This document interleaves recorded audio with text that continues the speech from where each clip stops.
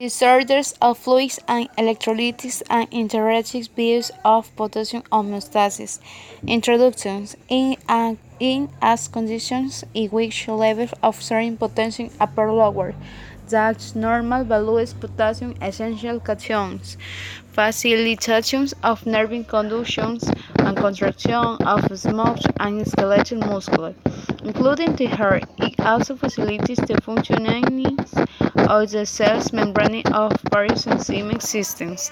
The homeostatic balance of potassium must be maintained at correct level for to maintain or leave the normal concentrations of potassium in serum. It is considered hypokalemia when we have potassium values below. Hypokalemia can occur due to two main causes: depletion of total potassium content of the organism or excessive intake of potassium into cells, especially muscle cells. Este video.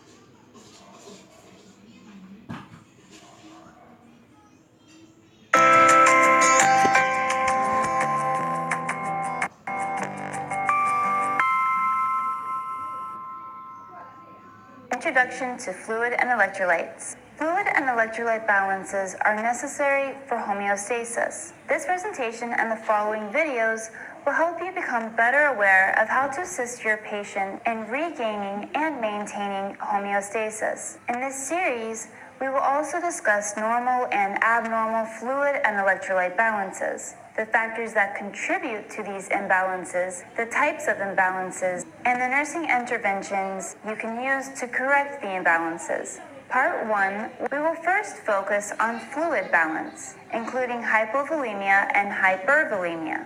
And then Part 2 will cover electrolyte imbalances and look at each electrolyte individually. Each of these will be broken down into bite-sized videos for better understanding and added to a playlist so that it's easy to find the next video. So let's get started. First, we'll speak of the importance of fluid balance in our bodies. Fluid is a major component of our body.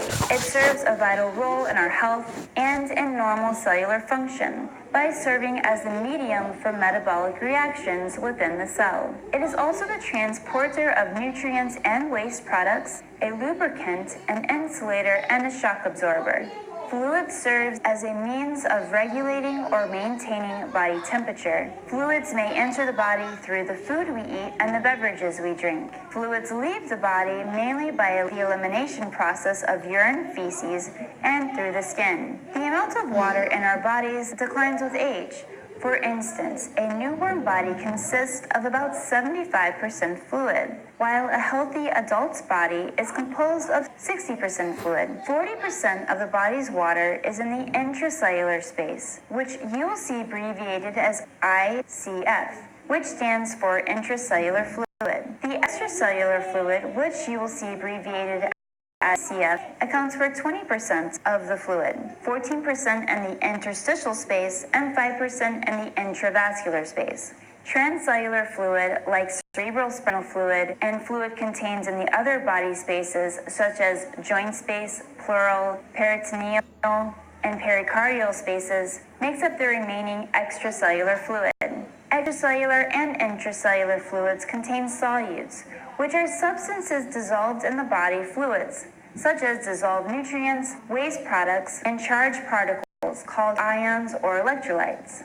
Fluid and electrolytes play a vital role in homeostasis, which is the ability of the body or cell to seek and maintain a condition of equilibrium or stability within its internal environment when dealing with external changes. Homeostasis must exist for the cells to function properly. To maintain homeostasis, compartments through selectively permeable membranes by a variety of active transport.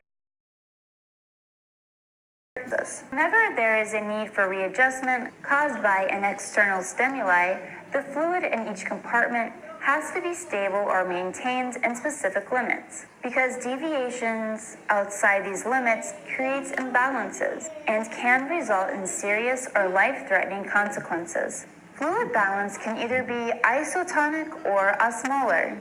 Isotonic imbalance is when the water and electrolytes are lost and gained in equal proportion.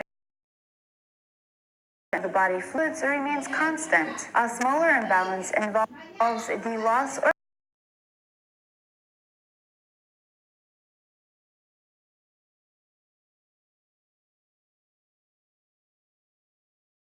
like electrolytes. One major thing to know, especially when you are learning fluid and electrolytes, is that when you see iso in front of the word, such as isotonic, the value is considered to have the same solute concentration of the blood,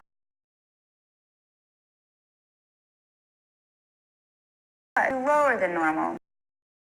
See hyper with ER, the value is considered to be higher than normal. For example, hyperkalemia means an elevated potassium level when compared to normal values, and hypokalemia means low potassium levels when compared to normal values. Hyperkalemia means elevated sodium levels. In the next videos, we're going to explore these abnormalities one by one and go over nursing exam or NCLEX style questions for each.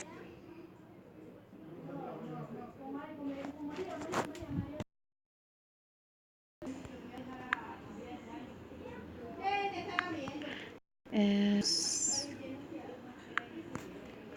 applications in nursing. The nursing plays the role of administering the replacement of K and the correction of the loss. A. Hypokalemia supplement the diet with foods rich potassium such orange, banana, tomato, kiwi, etc. B. Moderated hypokalemia. Oral potassium intake being recommended for administrations with food due gastroduodenal ulcer risks. Potassium ascorbate from 2 to 8 tablets. They divide into 2-3 doses. Ascorbate potassium aspartate from 2 to 4 tablets. They 2-3 doses. Potassium glycolate from 20 to 50. Potassium chloride from 6 to 8 tablets. They 2-3 doses. In protects gastric irritations, intestinal ulcers. In the, in this video, to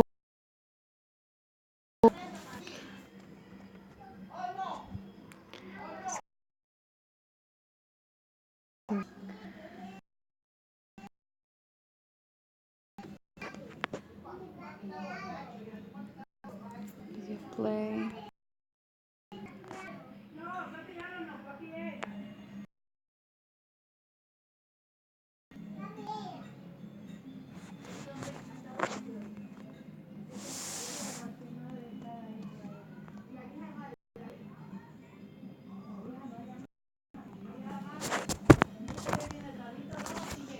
This video play to hypokalemia and specific deficiencies.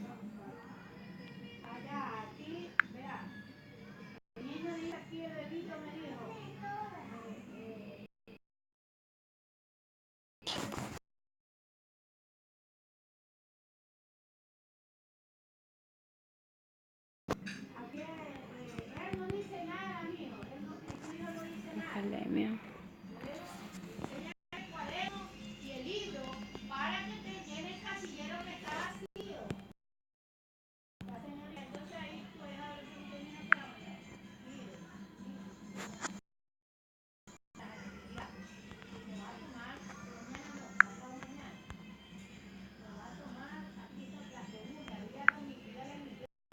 Potassium is the predominant cation in the intracellular fluid. The normal range of potassium is between 3.5 to 5 milliequivalents per liter, depending on your facility. It has a reciprocal action with sodium. It is a vital electrolyte for skeletal, cardiac, and smooth muscle activity. This electrolyte must be ingested daily because your body cannot conserve it. So what happens when the potassium is out of balance? Hypokalemia. Hypokalemia, or potassium deficit, is a serum potassium level which is lower than 3.5 milliequivalents per liter. Causes. This can be caused by abnormal GI losses such as vomiting, nasogastric tube suctioning, diarrhea, and inappropriate laxative use. It can also be caused by renal losses, excretion of diuretics, excessive use of diuretics such as furosemide, also excessive use of corticosteroids, and it can also be caused by inadequate dietary intake. Also, prolonged administration of non-electrolyte containing IV solutions can also cause it. Intracellular shift can also be a cause. This happens in cases like metabolic alkalosis after correcting acidotic periods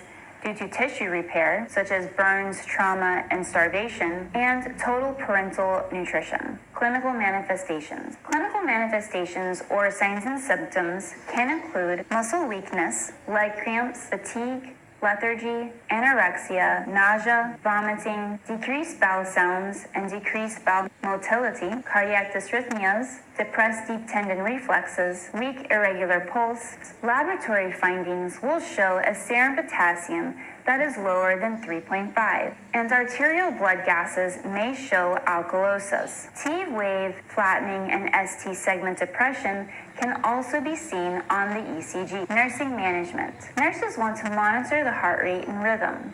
They also want to monitor clients receiving digitalis or digoxin closely because hypokalemia increases the risk of digitalis toxicity. Nurses want to administer oral potassium as ordered with food or fluid to prevent gastric irritation. Administer IV potassium solutions at a rate no faster than 10 to 20 milliequivalents per liter. Potassium is never given undiluted. For patients receiving potassium, monitor for and plan for inflammation at the injection site, which is known as phlebitis. The solution may have to be even more diluted or run at a slower rate. Nurses also want to teach their clients about potassium-rich foods. Hyperkalemia. Hyperkalemia is movement of potassium out of the cells.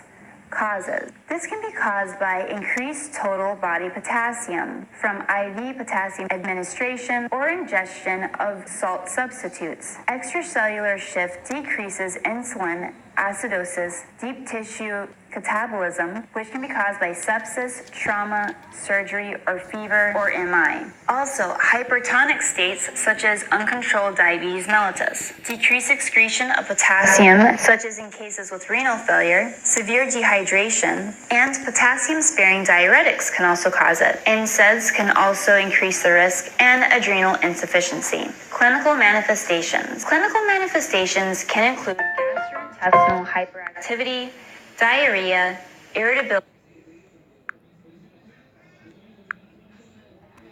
Pros and cons.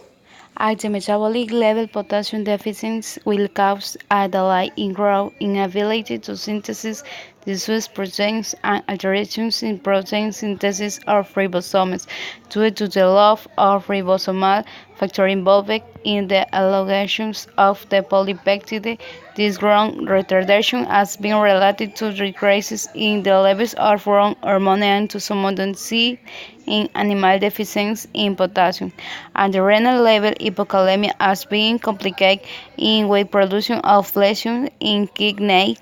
Deficiency in potassium is going to be associated with a process of generalized growth of the kidneys, being in the collagen tubes of the renal medulla, where this effect is pronounced in addictive adenomatosis.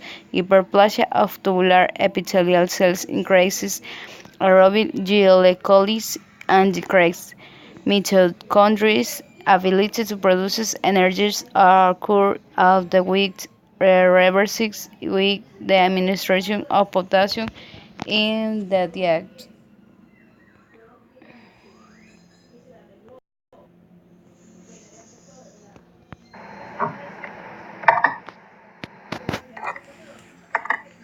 In the review of potassium homeostasis. A 35-year-old woman presented with nausea, vomiting, and muscle weakness for the past several days. Before this episode, she had had a good appetite. Her medical history was unremarkable, except for a previous diagnosis of nephrolithiasis. She had a 15-year back history of smoking tobacco and report taking no prescription medicines, diuretics, or non-prescription or other drugs, including laxatives. Her blood pressure was 188 millimeters of mercury, and the heart rate was 110 beats per minute. Respirations were unelaborate and she was afebrile. The chest and cardiovascular examination was normal. Muscle strength was initially judged to be modestly reduced with a score of 3 out of 5. The results of initial laboratory tests were as follows: a normal differential blood count, sodium 137 millimole per liter, potassium 1.6 millimole per liter, chloride 108 millimole per liter, and bicarbonate 16 millimole per liter. Anion gap 13, blood urea and nitrogen 10 milligrams per deciliter. Creatinine 0.8 milligrams per deciliter, arterial blood pH 7.32, and partial pressure of carbon dioxide was 25 milligrams of mercury. She was treated with intravenous potassium 40 millimole per liter in 5% of glucose and oral potassium 40 millimole. Several muscle weakness rate 1 out of 5 ensured and repeat plasma potassium level was 1.2 millimole per liter. The patient was admitted to the intensive care unit for close observation and electrolyte replacement. This case illustrates a potential life-threatening complication that can ensue from administration of intravenous glucose solution to patients with potassium depletion. If intravenous potassium repletion is used, it should be in glucose-free solutions to avoid neuromuscular paralysis and cardiac arrhythmias. Thank you.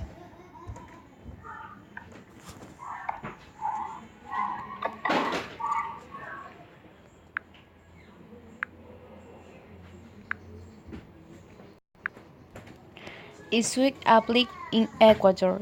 It is observed that the main electrolytes imbalances that presents more frequently in the population of Ecuador. Through an investigation, it was demonstrated that the factors that entail to an electrolytes balances are undetectable pathologies in corresponding 26 too much diabetes mellitus type 2 and pneumonia occurring in the community following with the corresponding iatrogenics. 223 it was determined that the main cause responsibilities corresponding to the 27 being easy to identify and undiagnosed techniques avoid factors in the applications to video to play.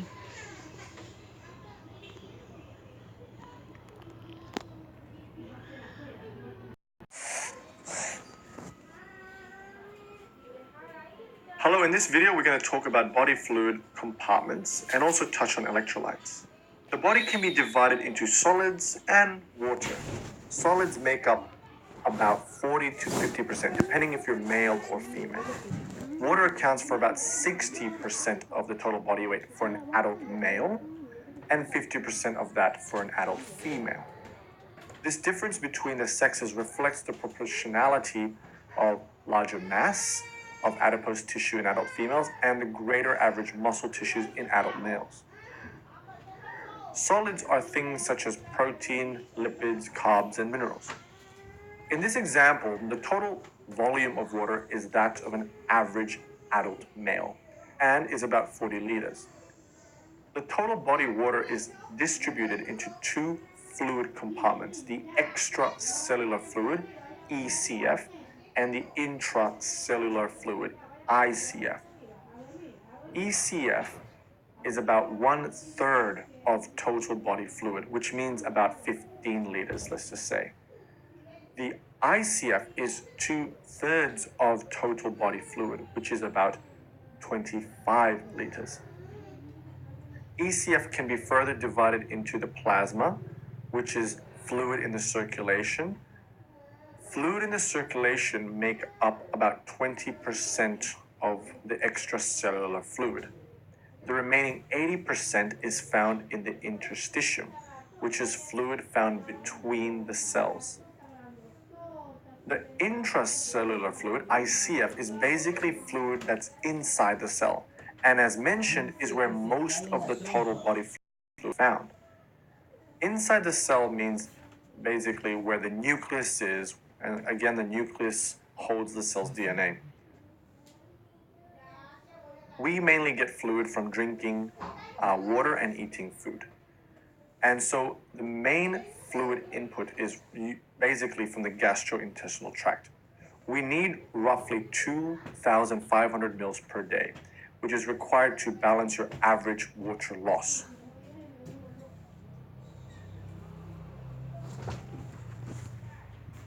And of course, water enters firstly the extracellular fluid first from the gastrointestinal tract. Water can then move between the different fluid compartments in the body like so. Intracellular fluid contains 2/3 of the total body water. And again, extracellular fluid contains the rest, only 1/3. Really important to understand that water moves passively between fluid compartments, either via channels or between cells. No need for active transport. No need to spend energy to move water between fluid compartments. Movement of water occurs passively in response to osmotic gradients. To demonstrate this concept, imagine a jar like this represents your body. A semi-permeable membrane separates the jar into two compartments. You have more solids on the right compartment, and through osmotic gradient principle, fluid will shift to the area with more solute, and this is osmosis. We talked about fluid input through the fluid output occurs through other routes, the kidneys, the gastrointestinal tract. You lose about 2,500 mils of water each day. Sometimes fluid accumulates in disruption in solute concentration across the plasma and the interstitial space. The body has ways to fix this, and this is through the lymphatics. Fluid may also travel from the interstitial space, to the plasma through the lymphatic vessels in the circulation. Electrolytes. Now we have many electrolytes that are distributed throughout the body's compartments. In the extracellular fluid, we can find sodium, potassium, calcium, and chloride, which can move between the plasma and the interstitium via semi-permeable membranes. The concentration of electrolytes in the plasma and the interstitium is about the same. For example, sodium in blood is about 145 millimoles per liter. Potassium is 4, calcium is 2.5, and chloride is 115 on average. Electrolytes can't just move through the lipid membrane between the extracellular fluid and the intracellular fluid. Rely on transport channels. For example, sodium and potassium move via sodium-potassium pumps, where 3 sodium is